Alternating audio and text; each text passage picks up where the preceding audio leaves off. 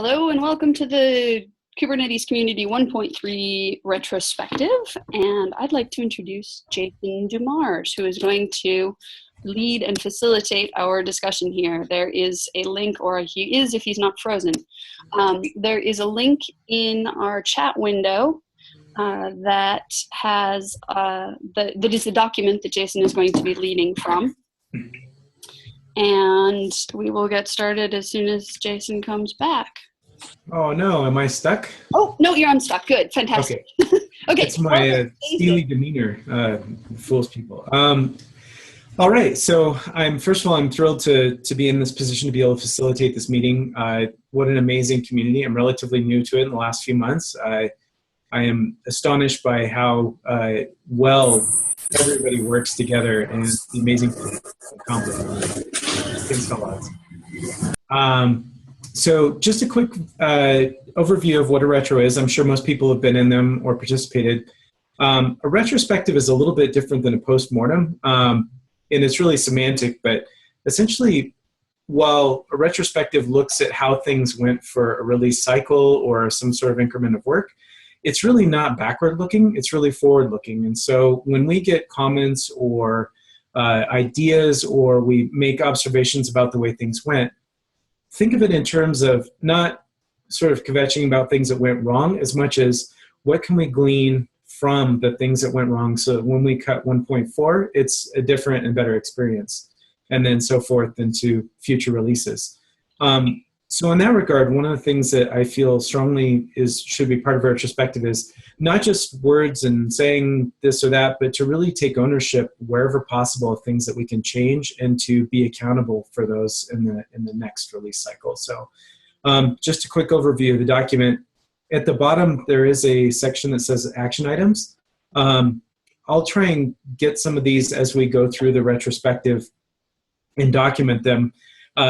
But if there's something missing there, just click on the what and add a comment to the document if there's something that you want to take ownership of or you feel should be in that. And that goes for anything in this document. If you see something that's maybe worded in a way that you disagree with or you want to add comments to, please add comments liberally to the document, and I will be taking notes as we progress. So that's pretty much it for the document. Just as a general rule, I think a retrospective works well when we have a set of common agreements about how we want to run the meeting. I'm simply a facilitator. I'm not dictating anything about the meeting other than just to make sure that everybody's heard and respected. So in terms of working agreements, I'd like to open the floor for the next few minutes just to get if anybody has anything that they'd like to see come from this meeting or rules of engagement as we progress through this topic. That would be really helpful. I put the first one, respectful communication, which goes without saying, but if anybody else has any other things they'd like to add, please do so.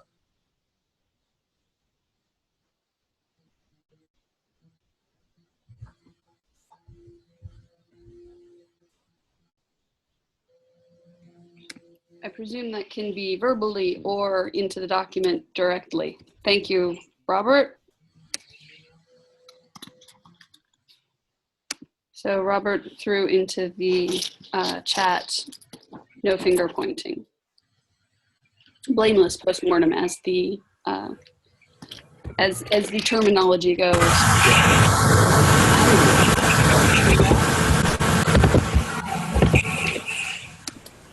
No, we have two people who apparently are not on mute. Okay. And to your point about forward-looking, do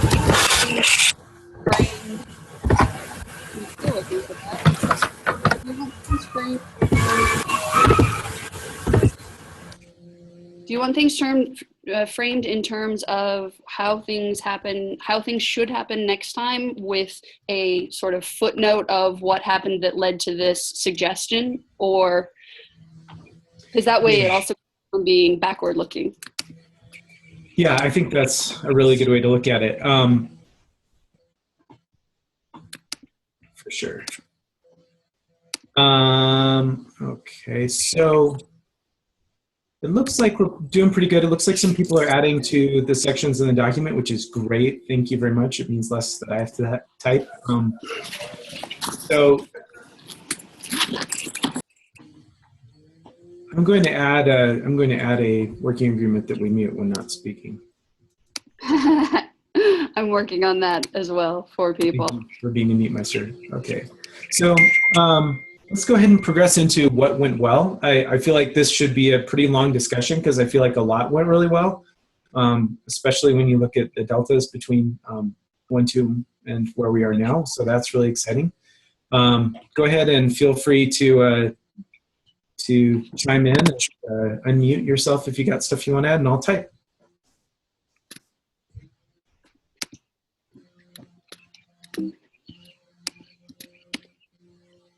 Okay, so I threw the document back in because some people have just joined over the last, looks like 10 in the last 5 minutes. So. Wow. Gary, you keep unmuting yourself. I don't know how you're doing this. I'm muting myself or unmuting? Muting, and you're in a Garrett, loud mute. space. Mute. Please mute.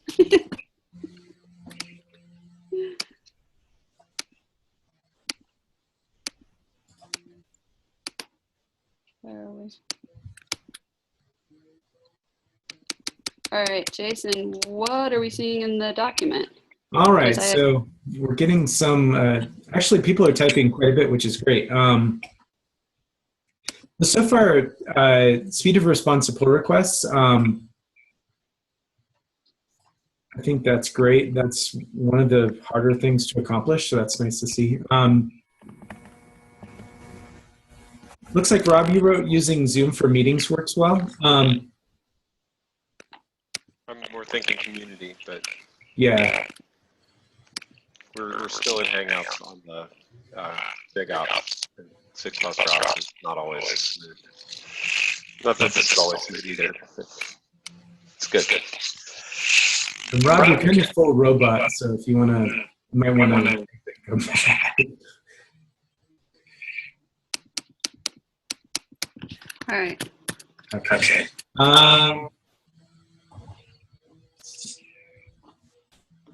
Getting a bit of echo from somebody.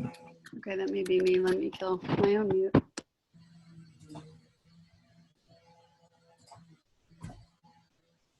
All right. So verbally, does anybody want to either chime in on some of the things that we're looking at here in the what went well? Looks like you're getting a lot of what had gone better, which is good. We'll get to that in a second, but I'm really interested in things. Anybody want to give props to people who they were interacting with on this project, maybe that they hadn't done before, or a process that we added this time in terms of the management of the project itself, or any of that good stuff would be great.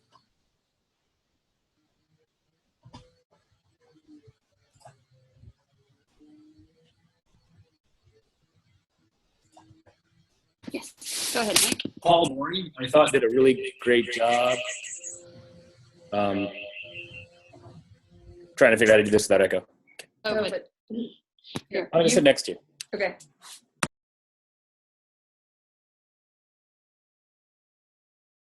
Okay, I think we're good now. Can you hear me okay? I think I love you. Yep, I gotcha. Paul Morey, I think, did a really great job and came in at the last minute in a few areas and ways by both doing code reviews and I think in 3 ways. He did a lot of last minute code reviews. I came to the project in 1.3 release at the end and got involved in some sort of urgent areas. And Paul was already neck deep in things, and really, I think, just put in a lot of effort with clear communication. And I think what was exceptional was that he not only did a lot of work and checked in a lot of code and then reviewed a lot of code, but he also, was part of a discussion where we were trying to figure out, when to stop, when is too much, and we all were part of that discussion, and he was very open. And I think in the heat of the moment when we wanted to do more on both sides, both some of the storage areas on Google and on Red Hat, we were able to say, you know what, we need to put an end to this and make sure that we do exactly what we need to do for 1.3 and no more. And I think Paul deserves a lot of kudos for that communication, and also just for the technical effort and the technical excellence associated with it. How do you spell Paul's last name, by the way? How do do you spell Paul's last name? Morie, I believe. Okay. That's right. Yeah. Paul is on leave with some medical issues right now, but I will pass that along. Thank you for the positive feedback there.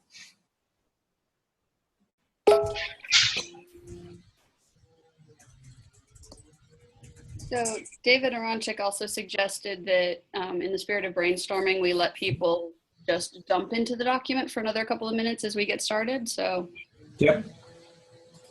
I think that's, it seems to be working well. I've seen it work well and not well, and this seems to be working well. Nobody's stomping on each other, which is good. So, sorry, I had problem with Zoom. But so this Mike from CoreOS. So I would like to give big kudos to Mike Denise and to Eric Thune. Both of them were very helpful in various areas where we worked with, jumped with code reviews, helped with code reviews, helped with guidance through the process, reached out to other people inside Google and Red, coordinated to kind of between CoreOS and Red Hat when needed for us all to work together. So.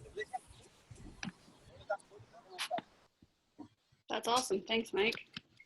How does Eric spell his last name? I'm sorry, I'm new to a lot of the names. My apologies. Eric Thune and Mike Denise. So Tune is Eric Thune.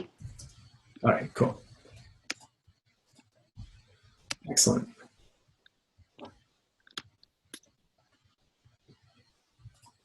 So do you want to give it until quarter after for people to continue brain dumping? And Yeah. this is people join, so it's not just a dead. Yeah, I feel like we need some sort of classy music in the background. Joe can dance. We'll do Oh it. my gosh. Wait, you just broke the one finger rule, Joe. All right. Anybody else have things you want to add as far as the I'll throw out a big thanks to Dan Williams and Casey Davenport from Red Hat and Tigera, formerly Calico, respectively. They did great work in the network SIG, getting the SIG to get together all the time and actually driving forward on a bunch of the issues, including the network policy design. So I just, if we're putting out thanks, I think thank those guys. Yay to SIG leads and people who continue to push those groups forward and keep people accountable within them. Yeah, that can be a thankless job, and people have done incredible job. I know SIG cluster ops has been fantastic. Rob, so you've been like just clockwork, keeping things on track and coming up with some really great things. I really appreciate everything you've done there. And I guess while we're calling out names for big Herculean efforts, Jan Safranek on storage also basically rewrote a huge chunk of it top to bottom and did a really good job. And Jan, up until the last minute, Jan and Justin were also just all over the place on support and validation and fixing bugs and just rewriting large pieces of code and always doing it with high quality. For someone like me who hasn't had a chance to really meet any of them in person until near the end, they were more like ghosts in the machine, making everything better. So yeah, big +1 to that. Anybody want to help me spell Jan's last name? Safranek.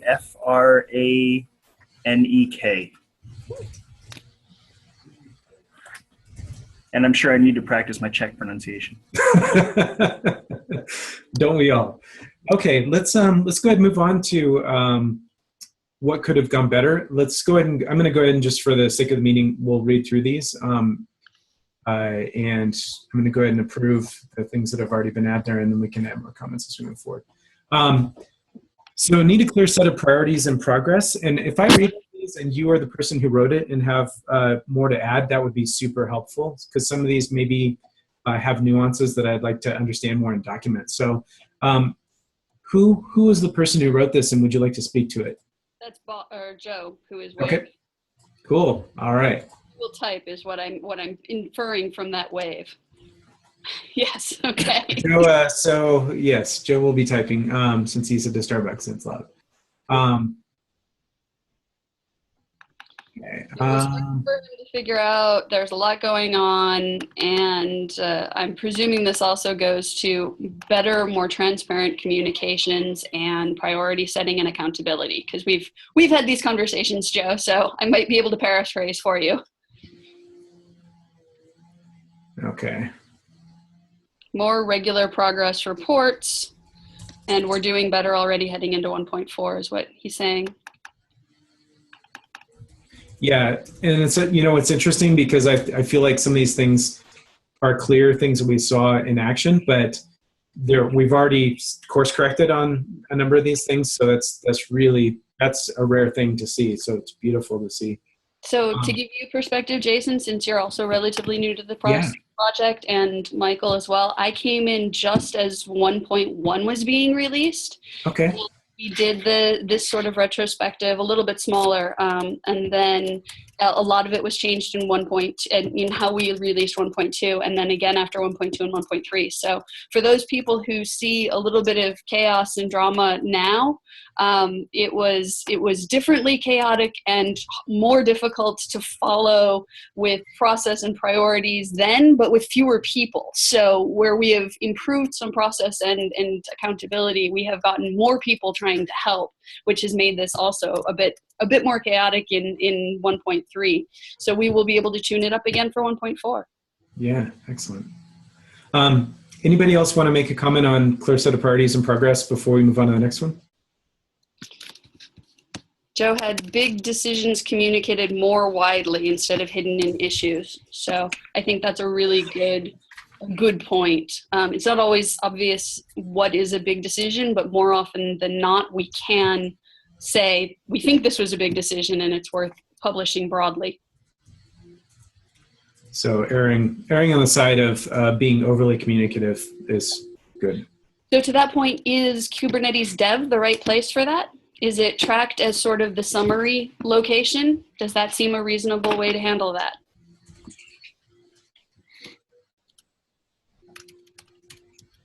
I see no discussion or dissent. Kate, Steph. I have a question, if you don't mind. Regarding, for example, PetSet, when and where was it designed? It's one thing to say, here's what we decided. It's maybe even more important to get the right people involved in the design. So, Mike, this is Tim. I'll speak to that. That one in particular is I don't know if it's a success story or a dismal failure. It started in like a 1,000 level issue, literally 2 years ago. It accumulated probably on the order of 1,000 comments. Then it got split to a proposal, which accumulated probably 1,000 more comments. At which point, I forget exactly if we just started working on code or what, but it was an enormous backlog. No reasonable human could be expected to have followed the design from beginning to end. Gives us opportunity to make it better the next time we have a big thing like that. Well, the problem is we will always have these sorts of enormous design problems that have a very wide space and are very hard to come to consensus on. And I'm not sure how to do that better. I'm very open to ideas. I don't think that was a smashing success, but at the same time, we got a lot of input from a lot of people and we didn't rush into any decisions. And so, in some senses, I think it really went well. On the other hand, it took a very long time. The way I would expect such a thing to be done is, okay, let it be known broadly that this SIG is discussing that problem, and then have some shepherd of the design process who is maintaining like the document with the current thoughts about it. So if I could just give just a teeny bit more clarity to this, to be clear, there's without question there was some improved communication that we could have done this time around. There's no question about that. That said, I was watching this transpire, and around the 1-2 timeframe, we said, hey, this is something really big, and we found some Red Hat folks who were interested in working on it, as well as Googlers. And as they double-clicked on it to try and understand what was realistic for a milestone, and this is where the communication could have happened, said, geez, this is actually really, really complicated. Tim's point about, 1,000 comments on an issue and things like that is probably even understating how bad it was. And we said, well, what we're going to do is we're going to go forward with kind of just a test, around a given proposal. Like, here are the things that we think we're going to like try and complete in this milestone, because it's clearly beyond a milestone. It's clearly only going to make it to alpha, because we need miles on this feature before we lock anything down or any APIs down. That, to be clear, that was the point where we should have shared with the community. That was a failing. We are well aware of that.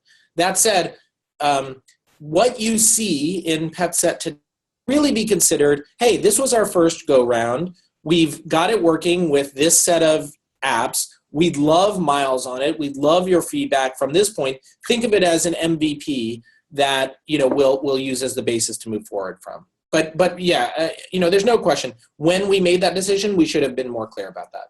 And brought it some sort of design or PRD doc. And that can be what we plan to do next time, even if it is a minimum viable product or a proof of concept that we put something together. And I don't want to try to sound like I'm justifying working in private. Part of the reason to just say we're going to pick a couple and try to experiment was just to reduce scope and reduce the number of voices, because we could honestly continue to argue about this thing forever. It's just that complicated of a problem. So at some point we just told Prashant and the others who are hands-on on it, like, focus, pick 2 or 3 and just drive forward on those 2 or 3 and ignore the rest, and we'll come back and see how that worked. So, and to Joe's point, so without explicit set of decision makers, which is my project for this next week, is to define what the scope and charter is for elders, and then bring that to the community meeting next week and talk about it in the upcoming weeks, given that tomorrow or next week might be light. Yeah, so I think kind of I'll second that. What's missing in this whole design by committee approach, right, is time boxing and the kind of clear guideline. When do we go and just do MVP, right? When enough is enough? And it's not, PetSet is one of the examples, but we experience the same around authentication authorization, right? Where at some point, we just need to go and implement something and experiment with it, rather than keep continuing discussions forever, right? And it becomes very frustrating, especially from external perspective. At some point, it becomes very frustrating for developers who basically want to start coding.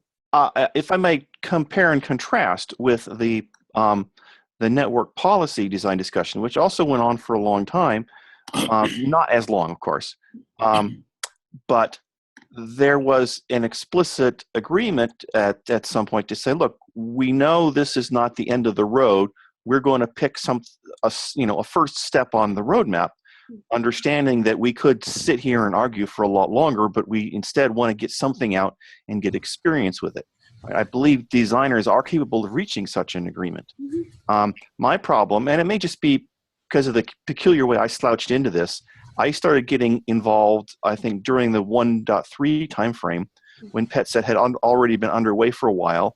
Nobody told me it was underway. I just kind of heard about it occasionally, and people would refer me to these PRs with 1,000 comments, and it's not humanly possible to track it with that. I myself have issues with the design, and so I guess maybe the constructive thing is to say, going forward, I think what would make sense to say is we should have some forum where the design is discussed, and hopefully most people are mature enough to understand that we don't want to argue forever. We want to get things out incrementally and to get experience with them. And it sort of should be known where this forum is, and people who care to can participate. Yeah, Mike, I think that's a great idea, and I'm personally sorry that you didn't know it existed, because I'm sure it could have benefited from your input.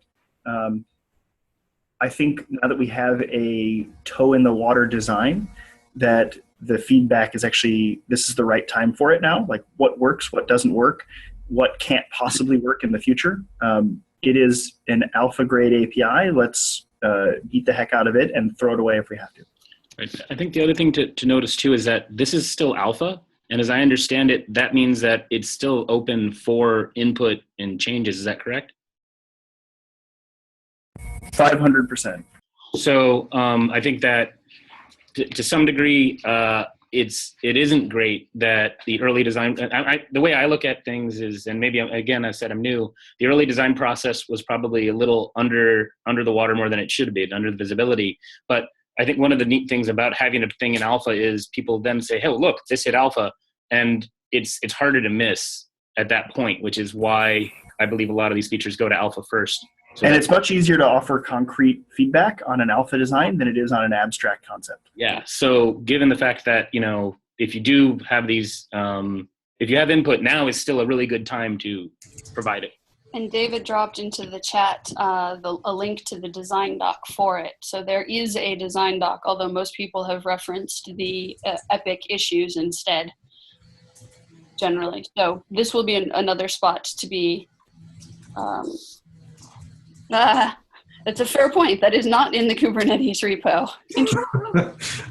Would have been hard to find. I agree. Huh. Sorry, the issue is, I'll paste in the issue that links to it, a proposal. Okay. All right. So I think. But still kind of, sorry to return to it. Is it possible to set up like, hey, a proposal will take, 2 or 4 weeks of discussion, have clear kind of guidelines, timelines, communicated to the group, so that, it's a large distributed project, right? People come and go, they have their own things outside of Kubernetes, right? So it does not become, somebody returned the day before the deadline and started subjecting everything. So I think that's some of the idea of the features repo. I don't know that we've put timelines on it, and that's an interesting thing that we could do going forward. One comment on timelines is that we get a lot of proposals and a lot of issues, and we just don't have enough review bandwidth to offer an SLO on everything. We've got to prioritize, and that means some things are getting slower responses than they probably deserve. Or maybe they should be moved to the next release, right? Maybe we should be very clear. Hey, we community picked top 20 features and the rest we don't have time to work on, right? I think it's more honest than keep dragging the features through the release and then they don't make the cut. No, I totally agree, but it's even making the triage decision that we're not going to work on this right now, that itself takes a lot of time sometimes. So it's a challenging. I agree, but we have to start somewhere, right? So we're about half past the hour. So what I'd like to do is move on to the next ones because there's some really big things coming up here. Like the next one, for example, better documentation on how the automated tests are done and helping devs hunt down flaky tests. Who did that? Because that's a really huge deal. So that was me again. Okay. So I had an experience, I think, a week or two ago. And again, I'm kind of new here, so there's just a lot of stuff I don't know, right? So I submitted a PR, and one of the automated tests failed, and it produces a bunch of stuff. In this case, it looks like even what failed was something really basic in the setup. I didn't even see like functional testing happening. It was something just pulling something really basic. And I just don't know enough about the framework to have any idea what failed. And second, if a functional test did fail, how do I find the test? There's just basic stuff that, there's evidence there, but I don't know enough to go work with it, right? I'm a dev. I can read the code if I know how to find the code. Maybe I can answer that a little bit. We've had a large problem with flaky tests, and we've been working on fixing it and making the framework more tolerant to flakes. I have changes in the works to sort of address that. There's also a test grid. Basically, to make a long story short, this area is in a lot of flux, and it's time-consuming to keep the documentation up to date with the stuff that's changing rapidly, and so that hasn't happened. But there are a lot of features coming, and yeah. Is that being looked at? We understand that this is a huge pain point when you make a PR and it fails some test for some reason and it's not your fault and you don't know how to figure it out. Yeah, we understand that that's a really super annoying thing.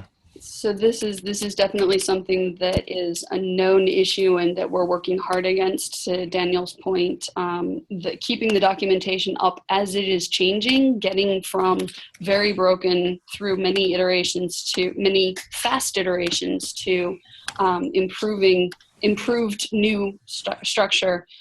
We have been lagging on documentation for sure, but we really need to get a lot of this information out of the early devs' heads in order to bring on board new devs and make them more successful and useful. We from Google ask a lot for help on these things, but then in contrast have to provide the help to get people onboarded and involved as well. And one other thing is, you say that was a couple weeks ago. If you go look at a failing PR or a PR that's failing test now and click on it, I think you'll find a very different page that shows you the log and highlights everything that has the word error in it. So. Improve. Yeah, but that kind of misses my point, which is I don't know really what the error was coming from. Right? I don't know how to look at the code that was doing the polls or whatever, allocating the VMs, whatever, the basic stuff. I don't know how to find what tests are run.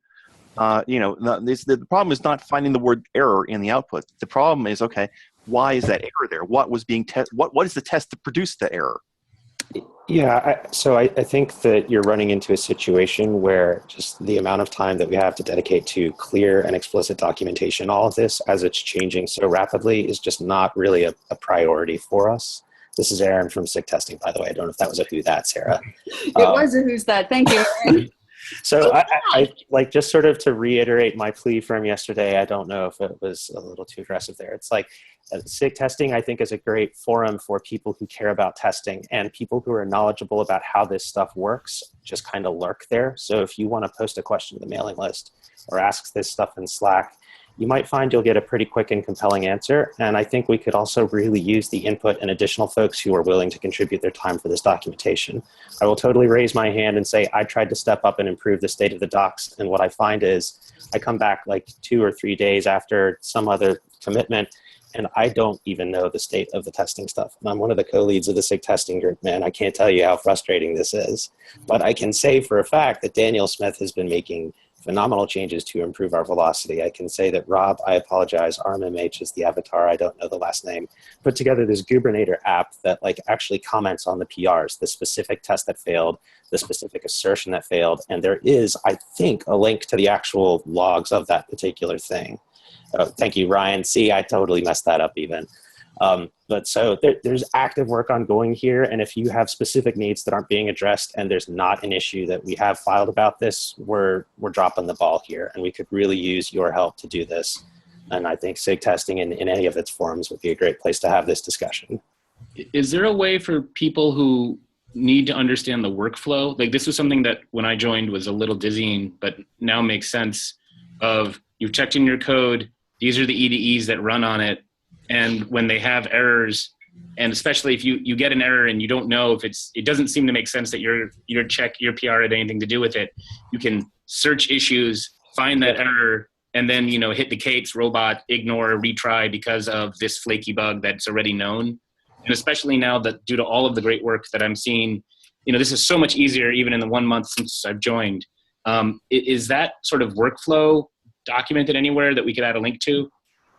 It's probably documented in a couple different places in a couple different ways, right? Yeah, I found documentation like that. So there's like a doc around, so hang on, there's a doc around E2E tests specifically, what they all are, what they mean, how to write good ones. There's a doc around test flakes specifically, why they happen, what you can do to capture those. I think there's a doc around how Jenkins does its automated pull request testing. There's a doc around the pull request workflow, and there's a doc around the development automation tools that are used here, including the GitHub Munger and the owner's files and things of that nature. The problem is I have just named 3 different repos and 5 different docs, and I don't think I really answered your question. But no, I think this is there's only a small piece that I think I needed as a developer, which was when I get my PR and the test says it failed, in the Cade spot to have a link that just says, hey, here's the step of search issues for your error text, because it sounds like from what we just heard, it's very easy to now know the error text. And if you see a flake, if you see a test with that error flake, Kate spots, And that seems it's already getting Mike, the thing that you're saying is going to be obsolete in a couple of weeks because I'm going to do that automatically for you. Wonderful, even better. Yeah. Right, but so I guess my question here is from a documentation perspective, are we missing clear and explicit documentation around the automation and the steps that happened, or are we missing a developer-facing run book for, okay, No, I saw this I'm a thing. dev. I don't need a run book. I just need to understand how the system works. So, Mike, are you just asking for a high level? My problem may have been peculiar to what was going wrong on the day that I had my flake, but it looked to me, I saw a couple of warnings that were really generic, and then some errors that might have been just a consequence of the warning. I wasn't sure, but the things that said warning and error were so generic that I did try searching for them. I think I came up with nothing, removing things, I forget what. But, sometimes the error message that comes out isn't really identifying the real problem, right? You need to understand. Mike, if we had a high-level doc that said this is what happens when a PR gets submitted, we spin up a small cluster, and then we push the current head with your patch, and then we run this battery of tests against it, and these are all the places that it might fail, and we're sorry if it fails at this point because it's not your fault, but sometimes that happens. Would that be helpful? That'd be very helpful, right? Just and some basic clues. So how can I identify those phases in the the artifacts that were collected? Yeah, I think we're getting wrapped up in the details of like which bug failed which test, and I think actually what might be missing here is a very high-level picture of the test flow that people who aren't familiar with the fact that every PR runs against a real GCE cluster would be able to look at and be like, oh, well, GCE shat the bed, and so it's not my fault. Yeah, Mike just suggested that we do something akin to the work we've been doing this week, which is a video around looking over someone's shoulder as they're troubleshooting this, having that as well as a workflow document and more what happens documentation.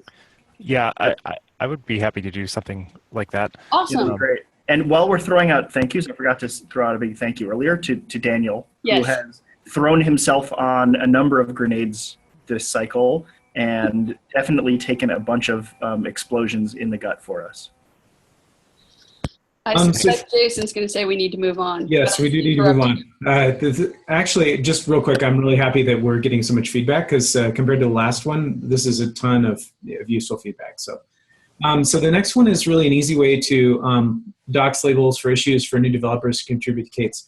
This actually kind of ties into what was just mentioned was we want to have a very low barrier to entry for people to be able to start contributing. So if the testing process isn't clear, we need to make sure that that's documented. And this really sort of falls in line with that, is to make sure that developers can easily do that. And this is something we need for SIG cluster ops as well, because we want to make sure that when people want to contribute to the docs repo that we can do that. So first of all, who added this and how do we make this better? Hi, I'm Suraj. So I added this, being a new to Kubernetes, wanting to contribute to it. I'm also so I understand that it's a lot of work for maintainers to label each thing, which is like easy for newbies. But then it will help to get more people into the project and reduce their work. Also what Sarah is doing right now, the initiatives like office hours and fix-its, it's a great thing. I've been attending those, and I would like something like labels which are like low-hanging fruit or something which explains like this is an easy way to get started. So we actually do have that label, we just don't apply it well. Right. That label is called Help Wanted. Maybe that's the wrong name, but it is not applied consistently or with any predictable meaning. But I try to use it when I can. Whenever I file an issue that I think somebody in community could totally tackle in less than a week of work, I file it. That's my sort of rule of thumb. I don't know how other people use it. We should probably clarify that. But Suraj, to your point, I believe that we also need to make that more obvious. I mention it frequently with the work that I do, but making a, hey, are you new to K8s, where we want you to help us develop things page, and the getting started with developing page within Kate's is probably something that needs to be more obvious.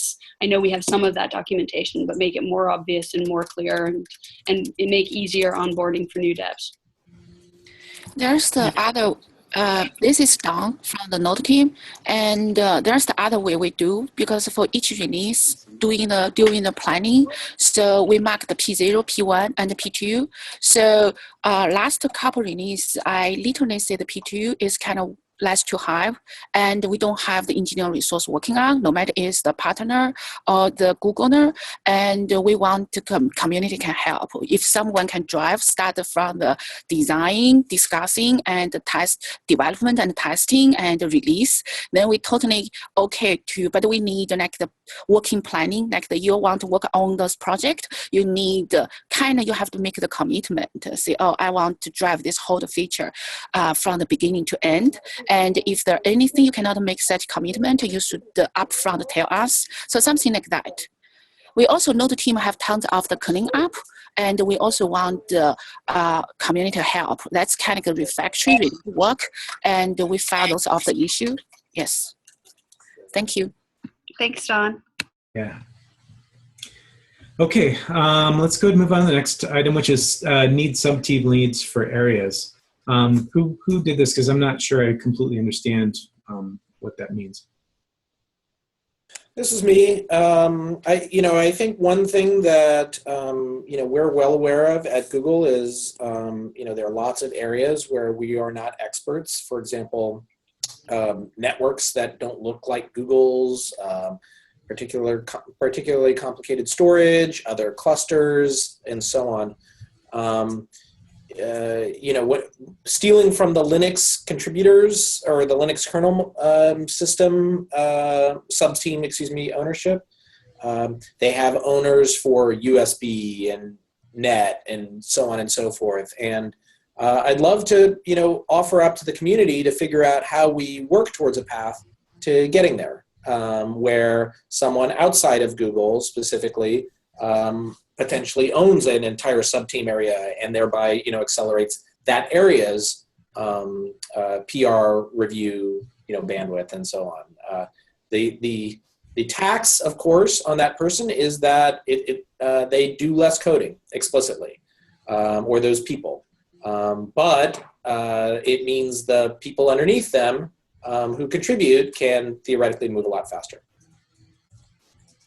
So essentially subject matter experts on things that are outside the purview of the Google engineering team currently. Well, I mean, specifically, and I didn't mean to just call out Google. I think that, there are lots of folks who have very deep understanding. I actually think it's less about subject matter expert and more about developing a kind of tree of trust between various people, where as things flow up the chain, they have been, fully reviewed by someone. Rather than kind of like in the design and contributions as phases. It's much more about, has a person reviewed this entire section and for the, whatever, in this case, stealing from the Linux kernel methodology, the USB subteam, owner, when they, approve that entire thing, the entire USB tree comes, upstream at once, or, is approved and merged into higher. So but don't we have SIGs for that? Don't we have SIGs for some specific items that we... But SIGs don't really map well to the code base. Exactly. Well, but, this is the code base. I suppose that we may start from making SIGs like the specific... starting working with SIGs as the starting point to define something like that. So. Because we have already some teams that are called SIGs, so why can't we start working with SIGs as the separated people who are working on some specific stuff? I think SIGs are the first step in the right direction, but I think we need to restructure bits of code to better align with SIGs. We need to restructure SIGs to better align with code. Yes. Yeah. And better, clearer boundaries. We're having a moment of SIG proliferation, which is not necessarily helpful at the moment. We need to find clearer boundaries around what different SIGs do, and then map that to code and map code back to it and find out where we have gaps. So yeah, I mean, what makes the Linux model possible is that literally, Dave Miller's net tree corresponds to the net directory and everything underneath it. And Linus respects Dave's opinion on it, and Dave respects that his boundaries are net.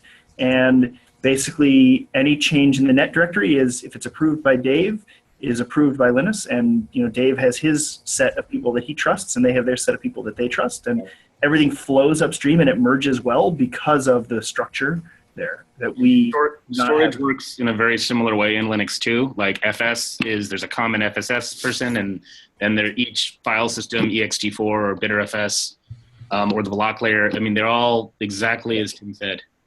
The other thing that helps with that is that those sub areas then know if this is a net thing that also has to talk to USB, they know where to make those interconnections as well. And that is one of the pain points of the growing community right now, is making sure we know where those interconnects are, who owns them, and also keeping that updated and keeping people apprised of it as the community grows, having a place that people find it. There is now the owner's documentation, which is in the front page of the wiki. So that's a starting point. We've got the SIGs, and the SIG leads are all documented. Now we need to map and mesh those together.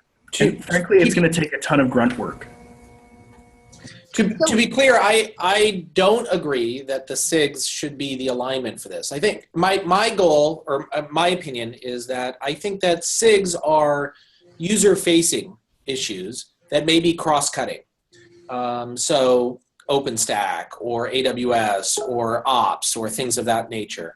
I think that sub-team leads, similar to the Linux model, are technical tree areas that have cleaner code boundaries. But I mean, if you take Node, for example, you're going to have an upgrade situation which crosses kernel, or excuse me, kubelet, ops, AWS and OpenStack, all these various things simultaneously. Can I stop you, because we have 13 minutes left, and this is a much bigger discussion as to how we make these alignments. So I don't think that's this place, but clearly. I've just parking lot at that too, by the way. So Thank you.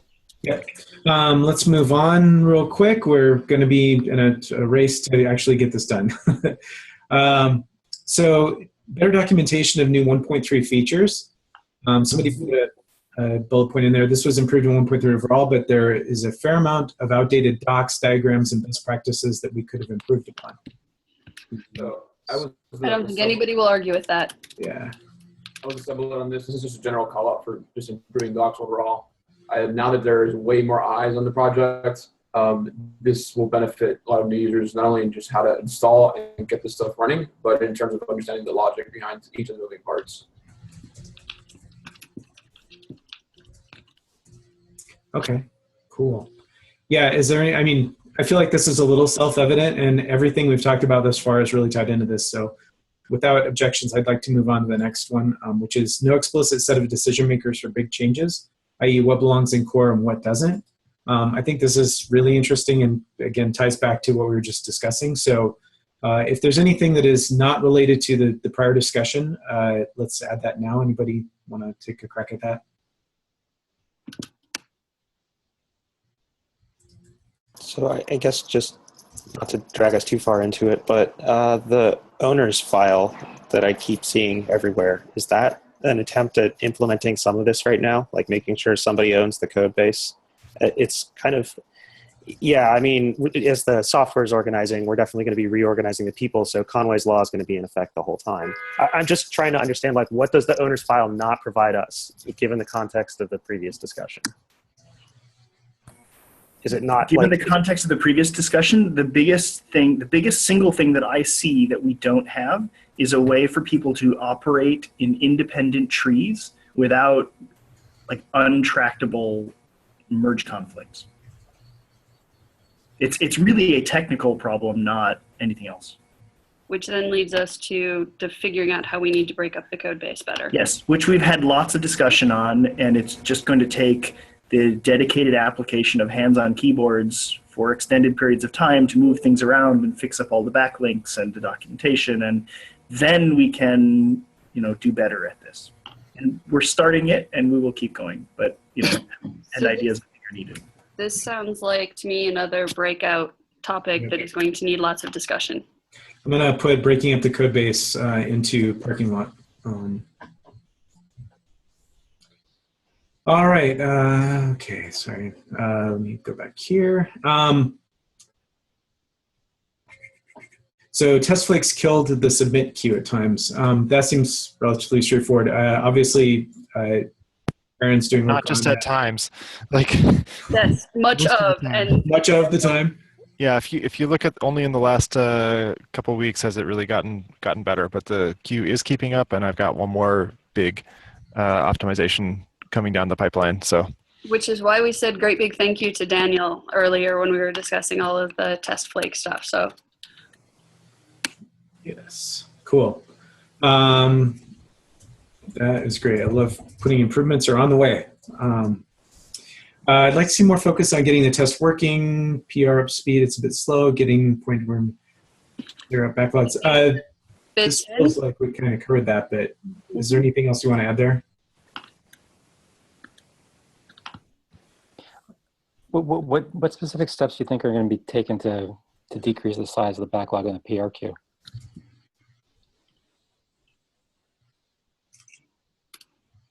Well, I think there was a mention of the backlog on the PR queue. What are we doing to reduce it?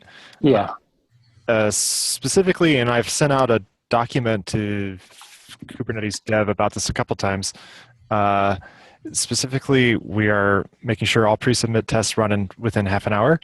We're going to start monitoring this and pinging humans if that stops being the case. We're making sure that the retest rate has a success rate of 95% or more. That's the last thing that I'm working on. We're also working on making sure that merge conflicts are less prevalent by not checking in some of the massively conflicting files. Yeah, and we've already optimized the post submits to be tolerant of occasional flakes, and we're filing issues for flakes automatically to make sure that humans have visibility into the problem and we'll fix them. We're automatically prioritizing them. We're still working on getting after the fact reporting, so we get a backup system that will ping humans or their managers or something if flakes are sitting there, if important flakes are sitting there not getting fixed. So if anybody wonders what Daniel's been up to for the last 6 weeks. The answer is fixing the submit queue and all the flakes. Okay, so that's addressing the sort of the what I would call the automation side of things, which sounds really great. What about just people reviewing PR side of things? That's a significant problem. There's like a funnel pipeline of people. Like people start out sending us PRs and we review them, and then they like grasp and understand larger parts of the code base, and we start trusting them to review things. And like we have significant growing pains, in my opinion, right now on finding bandwidth to review. So Brian, Grant, and I were discussing just yesterday how to formalize the process more so that we have more people doing review at the top of the funnel, so that by the time it gets down to people like Daniel or Dawn, that they're not doing sort of Golang level code reviews. Which also... I am putting that in the parking lot, human PR review bandwidth. Yep. That's a huge thing. And on onboarding new reviewers is another component that I've been working on as well. Figuring out how to better onboard, get more information. All right. So we are 6 minutes from out of time, and we haven't even gotten to the what will we be doing differently. So I want to do a quick poll of Jason and everyone. Do we need to make a follow-up meeting? Do we need another one to synthesize what we've got into action items? I definitely feel like there is gold here, and it's certainly worth scheduling round 2 of this. I feel very strongly that that's true. So we have a lot of the team that is out next week, given it's a holiday week in Seattle, in the US. I had to localize too much. So does this look like something the first part of the following week, the week of the 11th?